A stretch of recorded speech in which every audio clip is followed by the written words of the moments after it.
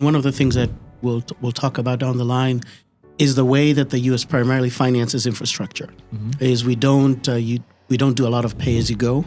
Most of our infrastructure is financed through bonding and municipal financing, borrowing, for lack of a better word, is how we fund it. And so therefore communities sometimes find themselves not having the capacity to borrow, and as a result have to make the choice of foregoing infrastructure investment just because of the cost of investing in infrastructure. So we are seeing a deficit in that area as well for that reason.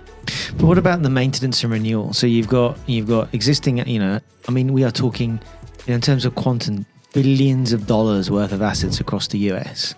And in terms of maintenance and renewal, and that's different to asset management.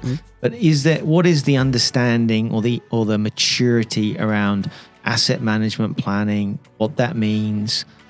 The importance of. You've heard the conversations today. It's not just a US issue, right? But where are you in the United States with some of this thinking? Part of the challenge is just the competition for resources. As I mentioned, we finance our assets primarily through municipal financing, and therefore in our annual budget, there's a line item for bond and interest payments. Yeah. So when we look at that, we tend to look at that as investment towards infrastructure.